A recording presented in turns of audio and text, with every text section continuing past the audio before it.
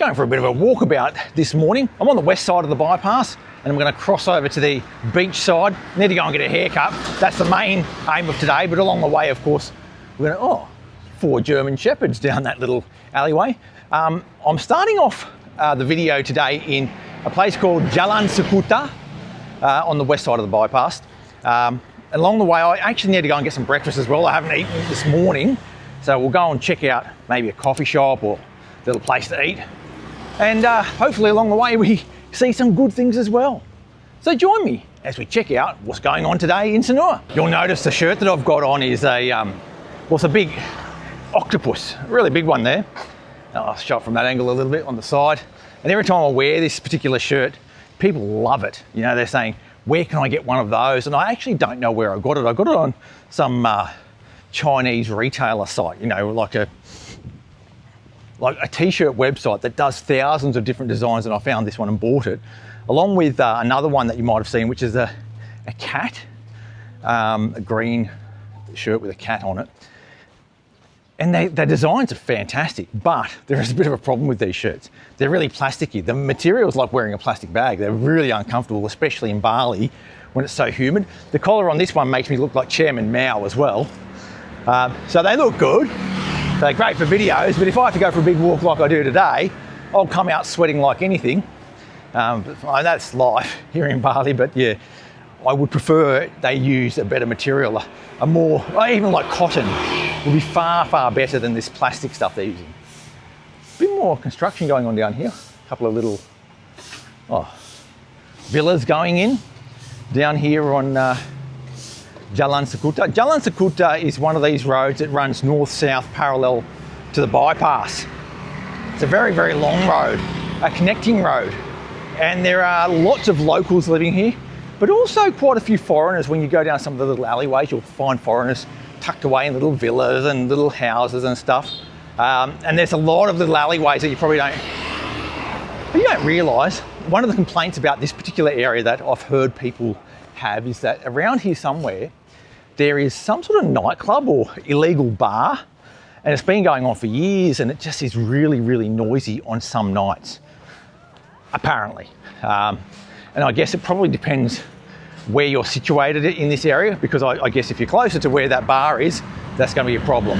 I don't know the specifics of that, but if you're ever going to sort of live on Jalan Sekuta, you probably do well to do a bit of research into that first, because that can be problematic. And no matter how many complaints you make, apparently you can't get anything done to stop it. That's one of the negatives of living in a place like Bali, is that if you're a real rules person, you love rules and you like to stick by the rules, and if someone doesn't follow the rule, you like to call them out on it, this is not the place for you. I'll just nick up this little alleyway. I know this connects to the bypass. It's called Gang Soka. Yeah, so if you like rules, man, you're gonna have a hard time here. It's gonna be frustrating unless you learn to adapt and have a different perspective on life, because when you see people breaking the rules all the time or doing things that seemingly can't be resolved even though they're illegal, that can be frustrating. And you see it all too often, that people sort of descend into this frustration that they're living in a place that, even though it does have rules, they're not strictly abided by a lot of the time. When you think you're in a really built up area and there is no more land left available in Sanur, what you can do is often just peek your head over a fence and you'll see like this massive, massive empty space. And this is one of them here in this little alleyway that I've noticed. Look at this. Yeah. It's not going to be empty for long because they're surveying it and building at the moment. Yeah. Even got a cow in there. So that's probably going to be villas or something. That will, I guess the access to that place will be from the bypass. Not too far from the bypass, so you might get a little bit of noise, but to be honest, that bypass, it's not really that annoying unless you're living right on the edge of it, I think, you know. On the west side, you don't really notice it too much as being a noisy thing. Yeah, but I mean, if you're really close, like it's just there. If you're really close, that'd be problematic. Just realised I had my sunglasses on. Everything looks really dark. It's one of those overcast days. On my previous video, I think it was my previous one, or maybe a couple of videos ago, I said I had to get out of Sanur because it was so hot and it was boiling. It just hadn't rained for a little while properly. But overnight, we've had quite a lot of rain, and all this morning there was a bit of drizzle around, and It's really cooled things down a little bit. It's much more pleasant now. Scoot across here at this little crossing. Okay, I won't get across there. People have asked me in the past what these crossings, what the function of the crossing is if no one stops at them. And it's a good question, because the law says that you have to stop at them, but they are never, I don't think I've ever seen them enforced anywhere, never. Even sometimes when you have crossings that have traffic lights on them, I know like in a place like Jakarta or Bandung, if you've got a pedestrian crossing with a light on it, often people won't obey that light and just drive straight through. So you've got to be careful no matter what. If you think you've got the right of way as a pedestrian, think again, because you probably don't. Not really pedestrian friendly down on this bypass. You can fall down the drain, but worse still, you've got cars who park up on the footpath like this. They're the ones that actually collapse all the drains when you get people parking illegally like that. I mean, it's a little bit arrogant, to be honest, to be parking like that. It's pretty normal here in Indonesia. And as quick as that, I'm across the bypass and into the beach side of Sanur. Gets quiet pretty quickly down here, and of course there are a lot more villas and locals living down this area as well. Like you just look at that over there, very villa style, isn't it? This here is like a little gated community of little houses and so forth. Nice little place. I mean, if you get one of those, you'll be laughing, you know. Good location here in Sanur, because if you walk down the back street where I'm going now, you eventually get to Jalan Pungutan, which is a fairly important road in the beach side of Sanur, where it connects the north and the south of the town, away from the busyness of the main road, Jalan Danau Tumblingan. And it's got some places to eat, a bit more local style, a bit cheaper as well. You get some cheap beers or cheap warung food for sure. Now the place we're heading to today is a place I've been wanting to try out for a little bit of time now. I actually haven't done a lot of reviews of food and coffee places in recent times in Sanur, but I'm back into it today. I mean, it's a little bit of a review as I go and walk around. It's a place called Cultured. Now, apparently, this is the backstory of the place.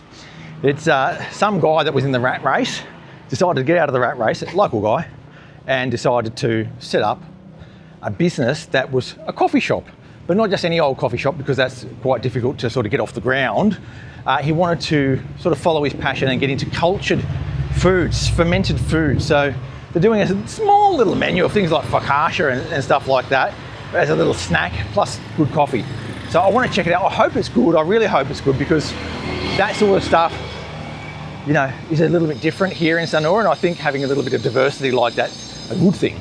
So I've got a viewer of the channel. He's actually a famous one in the comments. You'll probably see him. How do you say it? Nexus Port Boy. It's Nexus Port Boy, yeah? There's obviously a history with the name, isn't there? What does Port Boy mean? Port Kembla is where I come from, and Nexus was the first surfboard I owned. So, there you go. So you're a surfer, an old Port Kembla lad, and now where do you live? It's easy to spell. I live just down around Jalan, or just in Sanur. So basically beachside, and how long you been here for? 2.5 years. Are you loving it? Love the culture, love the just atmosphere. Hey, relax, yeah? Yeah. Where have you just come from now? I've just come down from Dion. I walked down to the beach and walk along, and about an hour and a half, 2 hours. So you're exercising every morning, doing these walks around, or most mornings, are you? Yes, for not that I want to, it's from recommendation. There you go. From the doctor. Yeah, but it's easy to do here as well. Yeah. Flat. Is it nice places to walk? Get down to the path, up and down the path, around the back streets here. Yeah, just avoid Sunday. It's lovely. Yeah. It's a lovely viewing day for families, because they just laugh and have a lot of fun. Yeah. Other days it's a bit argy-bargy. Yeah. So what's your plan for the future here? Are you here permanently? Yeah, we'll most probably. Have you sold up in Australia? Yeah, we didn't want the option of it got too hard and we can run with our tails between our legs and go back to Australia. Yeah. No, we just sold everything. And wow, that's good, isn't it? I'm grateful to be an Australian and what it instilled in me. Yeah. But also grateful to be part of Indonesia. Yeah. What about, how do you deal with healthcare here? What's your strategy here? We're on the PBJS. Okay, so that's the government insurance scheme, which is not available to retirees anymore, but if you're married to an Indonesian, you can still get it. Yes. Correct? Yes, and there's talk of maybe upping the price because retirees don't pay taxes. So yeah. But if not, we'll work something out. Yeah. So basically, if you weren't allowed to use that BPJS anymore, or it got too expensive, you might just go and get your own private insurance. Yes, or wife's already onto that. Yeah. Because there are a lot of private insurance companies. I'm not really across them, but there are a lot of private insurance companies which will. Hang on a sec. That sounds like my bike. I'm one of those people. Yeah. So there are these insurance companies, and they'll have different levels. So you can get covered just here in Bali, or they'll even do things like fly you to somewhere like Singapore if you need to, depending on the cover and how much you're paying. All right, Peter. Look, it's great to run into you. Thanks for saying hello. No, it's a pleasure in here, gentlemen. And, people should be grateful this man takes his time out to educate us on Bali and Indonesia. Thanks, mate. I absolutely love to hear the different ways that people are sort of managing to live here and how they do it. Some people go in 100%, just commit fully. Some people do it half and half. And Peter and Nikki are doing it their way. And that's the thing when you come and move to Bali, you've got to do it your way. You can't sort of copy other people because everyone's circumstances are different, and what you're willing to tolerate or cope with in terms of stress or backup plans is totally different from person to person. All right, here we go. We're at a place called Cultured, and let's see what's going on. Are they open? They are open. Let's go in. Hello, how are you? Good, how are you? Oh, nice little coffee machine. I'm good, thanks. What have we got bubbling up today? We got some food. Oh yeah. We have the focaccia bread over here. A focaccia, okay. Oh, look at this, beautiful focaccia. Oh, sweet butter lemon. Is that manis ya? Yeah, manis. Okay. Okay, aku mau pesan satu ham and cheese. It's got pork. Yeah. We love that. But if you need halal food, might skip that one and go with onion, basil, pesto. 36,000 for that. We'll get a sweet butter lemon, and we will get a hot cappuccino. Hot cappuccino. Yeah, 32,000 with the hot cappuccino. They're beautiful. Looks nice. Look at that, beautiful. Look at the little Aussie map over here on the wall, the fridge magnet. Nice place, nice place. So the specialty here is that they do fermented stuff. Look at all this, they've got the batches going at the moment, all the fermented stuff there. So if you love your fermented stuff, this is where you've got to come. So I'm here with the owner of the cafe. This is a really good opportunity. So what's your name? My name is Rizky. So Risky. My name's Adam, yeah? Adam. So what's your concept here? So this place, our concept is actually all about fermentation. Yeah. Yeah, so we want to try to introducing people around Sanur. Yeah. Fermentation is really good for our gut, for our intestines. Yeah. Like Yakult. Yeah. So what's your main product now for fermentation? What are your main products now? Our main product is kombucha. So is this kombucha? This is kombucha. This is called SCOBY. SCOBY is symbiotic culture of bacteria and yeast. So we ferment the sweetened tea, teh manis. Yeah, teh manis, yeah. And we put the SCOBY in it and ferment for about 10 until 14 days. And does it let off gas as well? Yeah.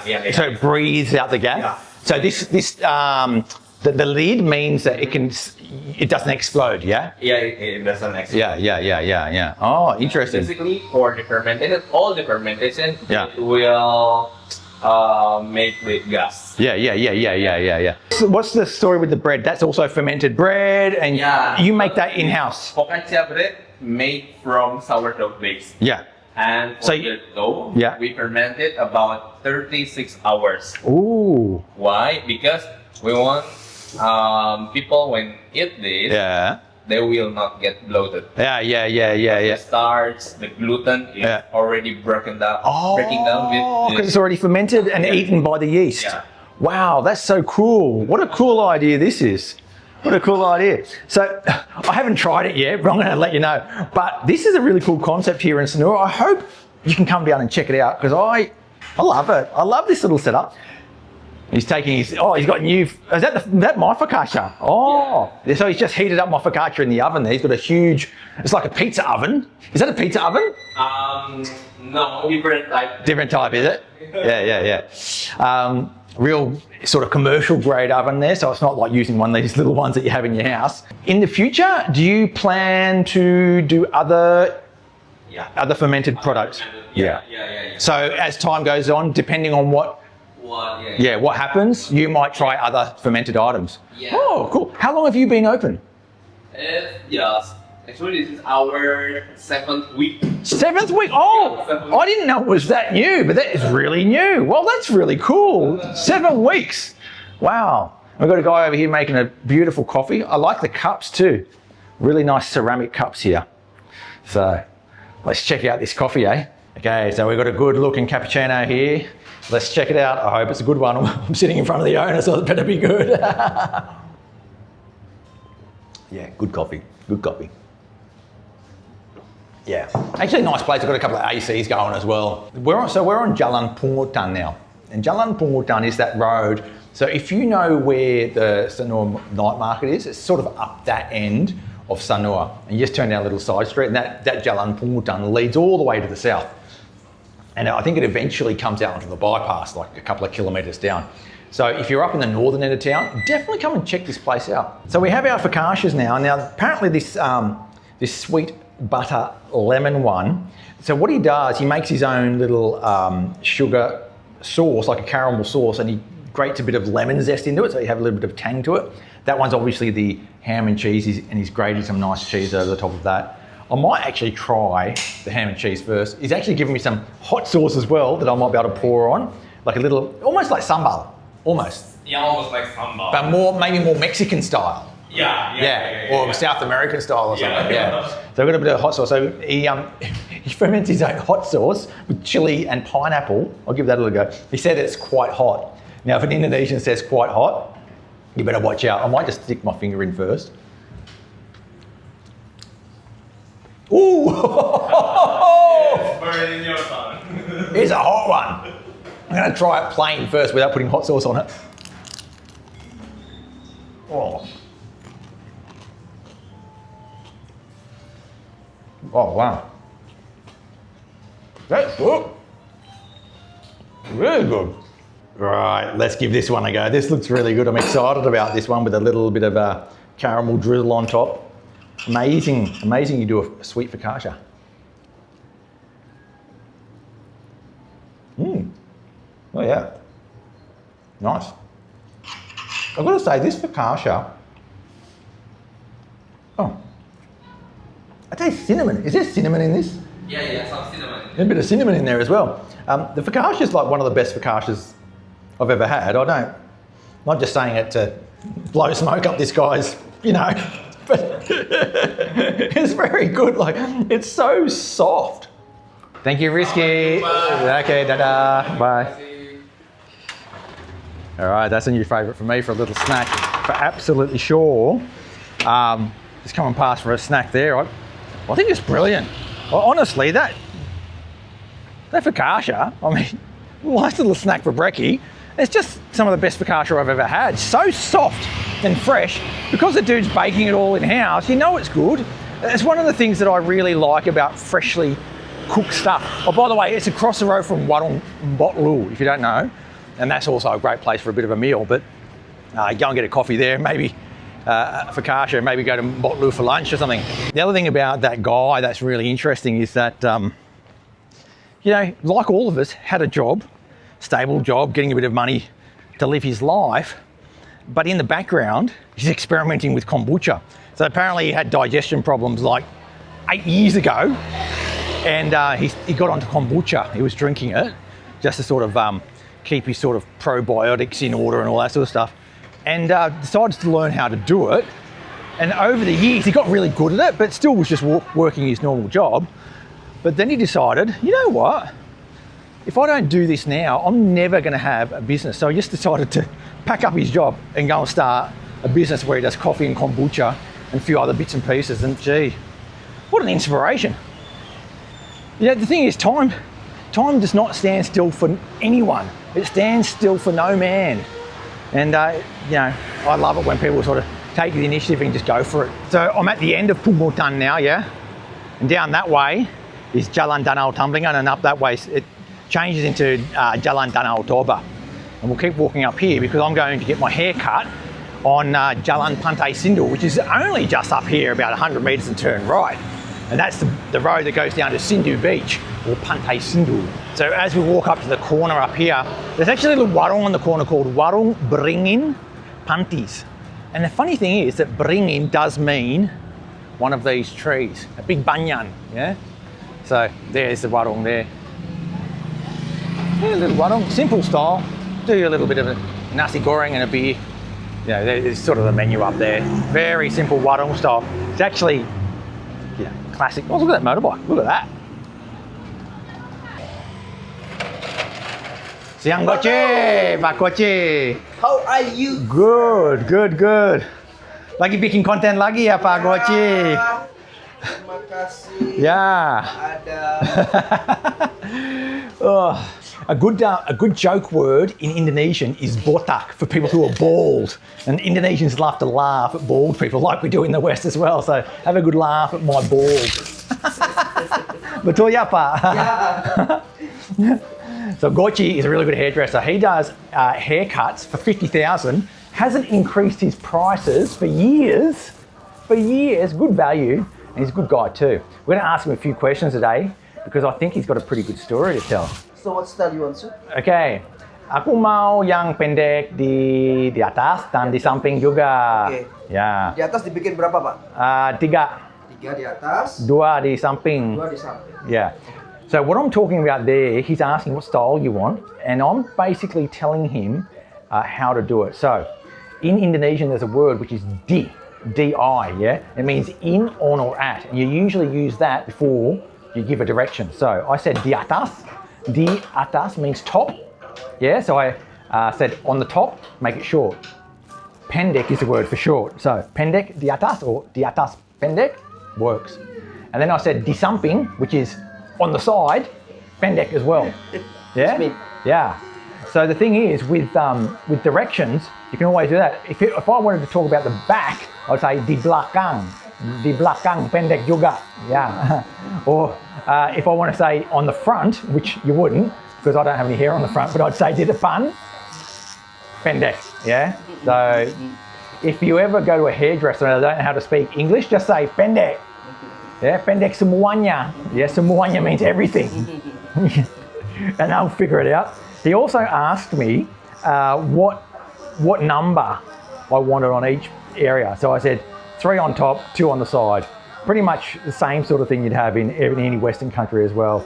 So directions are really important in Indonesian, and using the DI word before it is really important.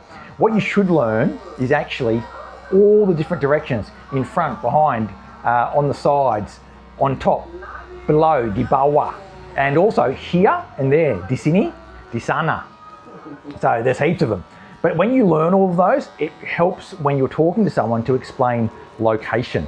Gochi, Yes. where are you originally from? I came from Banyuwangi, sir. Banyuwangi. How long have you been here? I have been here already 22 years. Yeah.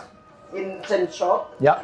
But actually, I already total is since 2023. Yeah, that you own this one. Yes. Yeah. So your own business from 2023. Oh yes, sir. Yeah. Your name is, how do you spell your name? G-O-C? Gojci Anto. Gucci Anto. My real name. Guccianto. Gucci Anto. But the parent spelling not like a brand Gucci. Ah, so it's not Gochi?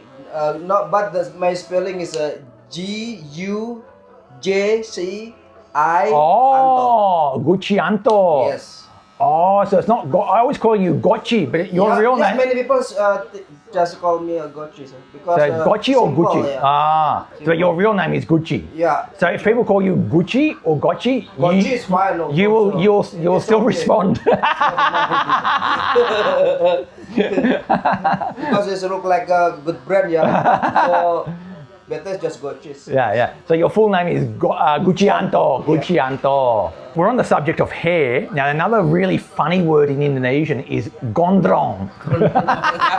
Betul nggak? Yeah, gondrong means like long hair. Gondrong is really funny. I don't know why long hair, for guys, yeah? A guy with long hair, or even a dog with long hair, you can call gondrong as well. And it's a funny word, like botak or gondrong, really funny. So if you want to have a joke with an Indonesian person and they've got not much hair, or if you've got not much hair, just call yourself botak, or if you've got like long hair and you're a guy, call yourself gondrong, and you'll get some laughs for sure. It's just, I don't know why, they're just funny words. As we were just talking about gondrong, it actually reminds me of the word brondong. Brondong's another funny word. Gucci or Gochi's having a bit of a laugh now. I don't know what to call him now, Gucci or Gochi, but anyway, Gochi. He's having a bit of a laugh. Brondong's interesting. It's a word for a young guy, you know, young sexy guy, you know, that you're a hot guy, you know. And it actually comes from the gay community in Indonesia, which is really big. I mean, just because Indonesia is a majority Muslim country and we're all strict and all that, there's a big gay community and also ladyboys. Now, the ladyboys in Indonesia are called waria. Waria means wanita, which means woman. Pria, which means man. So waria, it's a cross-dressing guy that's dressed up as a woman. There's heaps of waria. If you go to somewhere like some of the cities, there are waria everywhere, and they have this term in their community called brondong, and it's sort of crossed over into the mainstream over the years and used as a funny word. Like if you're a woman and you're say 60 and you've got a boyfriend who's 20, well, that's brondong, yeah? And if you did that in Indonesia, people would have a laugh about it. It's not offensive or anything, it's just funny. Okay, terima kasih, Pak Koci. All right, we've got my haircut done, 50,000. We're walking along. Yeah, makasih, Pak. He's a really good guy. A really good guy. Like, he's just a nice guy to chat to. The thing about Pak Koci is that he's got a lot of stories as well. The other thing I was talking about was waria, the cross-dressing guys, basically. I think in English we probably call them ladyboys. I don't know if that's derogatory these days, but anyway, they're ladyboys. They have a really interesting part in Indonesian society. They're on the fringes. They're not really that accepted, but they're tolerated. It's not like there's an outright sort of ban on them or anything like that. And those guys have normal lives quite often as well. They might be a makeup artist, or they might be in a salon or something like that, or an art director. And then by night, they love to cross-dress, and there's a bit of drama around it as well. So that's a really interesting part of Indonesian culture. Waria. Remember that word? You might come across a waria at some point, and then you'll know what we're talking about. It's not odd, you know, it's just normal. Oh, it's getting a bit bright now. I have to put my sunnies on. It was interesting, Pak Koci said that quite a lot of viewers of the channel have actually gone to his shop and said, oh, do you know Adam from Sanur Diaries? Originally, he didn't know what they were talking about. So he looked me up and goes, oh, that's that guy who comes in to get his haircut. He didn't really know what the go was. And apparently it's been happening more and more in recent times. So he says thank you to all the people who have gone to his shop for a haircut. I highly recommend him. The view today looks very good. So over there, I mean, it's quite cloudy, but you can actually see Gunung Agung for most of its height over there in the distance, which looks absolutely spectacular. And over there is Nusa Penida, which is looking pretty good too. The waves seem to be going okay as well. I'm seeing a few surfers out there. Quite a few surfers, maybe more than 10. I wonder if I can zoom it for you to have a bit of a look. That's about as good as I can get out there. They're pretty small waves. Oh, there's some bigger ones there breaking on the reef, it looks like. But that's Sanur in the wet season. Surfing is the thing here in Sanur in the wet season. The winds are blowing in a different direction. I've heard people in the past say you can't surf in Sanur, there's no waves, but there actually is pretty good waves here. Really good surfing here in a few different spots. Like this is one of the spots down at Pantai Sindu. I think they used to have one called the Hyatt break, but I don't really see too many people surfing out there. I'm not a surfer, so I don't really understand it too much. And then definitely down in the southern end, near Mertasari, people surf down there, but they normally get a boat out. But here, the way it works, you can paddle out there, because that's not far. That's probably 100, 200, probably 200 metres out there. Paddle out there, it's pretty easy, and it's not like a big current or anything, because you're in the lagoon type area until you hit the reef. I'm just walking along, I got hit by a big waft of smoke, and it's the good kind. So one of life's great pleasures for me is when you get hit by the smoke from a grilled fish or some satay or something like that, rather than burning rubbish. These are the warungs down at Sindu, and this place here does really good burgers, this place here. It's called Dutz Burger. They do real good ones, those ones. So if you're going for a cheap, good burger, Dutz Burger's the way to go. It's that little place there. Actually, a few more seats there nowadays than there were before. Yeah, really nice and relaxed. It's sort of got that warung feel to it, but it's a burger. So if you don't want to go to a warung and get a nasi goreng, you can go to a warung and get a Dutz burger. One of the things I really love about Sanur is the pace of change is quite slow. I mean, none of us really like huge changes, and up along this section, like most of those restaurants and cafes and warungs and stuff are fairly stable across the years. Of course, every year there's something new, but it's not like changing at a rapid pace like it does in other parts of Bali. I hope it stays like that as well. I'm not sure if it's just me or not, but it feels slightly busier now. Oh, I've got a bit of an update for you too. You know that Project Mangkrak, Magnum Residence? They're starting to demolish it. You know, that project doesn't seem to be going ahead. They're demolishing at least part of it. That's what I read, which is good news, isn't it? That you've got that unsightly Project Mangkrak, which is being demolished. Love it, love it. That's sort of reverse progress, isn't it? That's what we want. Let's see if we can peek over the fence. What do we see? Not sure what we see over there, but that's apparently what's going on. Project Mangkrak. Yeah, so getting back to the story, I think there are a few more people around at the moment. It's certainly not busy at all, but it's not as quiet as it was maybe a month ago. It was very quiet. I think it's a little bit busier now. That's Sundari place, Sundari. Doesn't look very busy. They've got a couple of sun lounges there occupied, that's about it. The vast majority of the accents I'm hearing around the place are European for sure. I guess it was like that as well over the Christmas New Year period as well. There was a lot more European accents than Australian accents. I'm not actually hearing that many Australian accents around the place. Maybe all the Aussies are in the bars. I don't know where they are. Or maybe they're just at home because the airfares are too expensive, which is one of the theories going around at the moment, that airfares are expensive so people aren't coming here.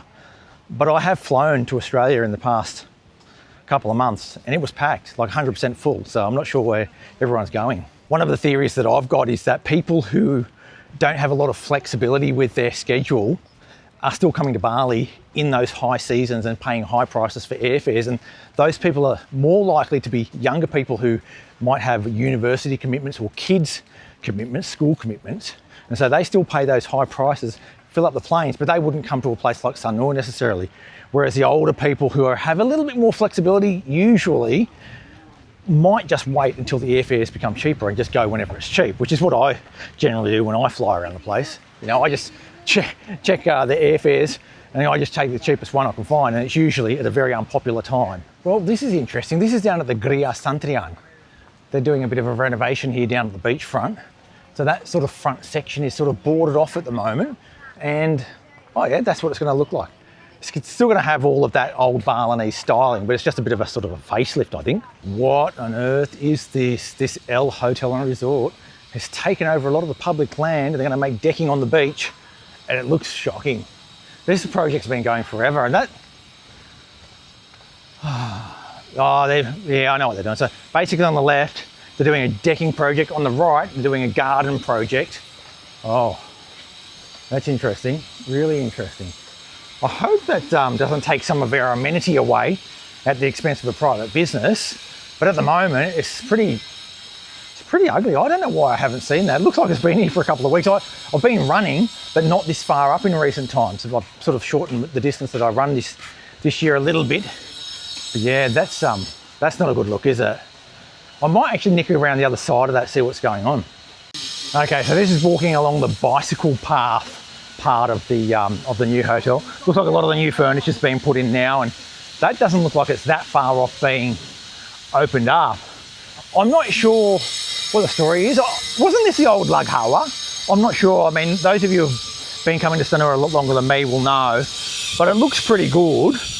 And hopefully when they get this done, and hopefully they do it soon, this will look much better, because this is a sort of a dead zone over the past sort of couple of years that I've been here.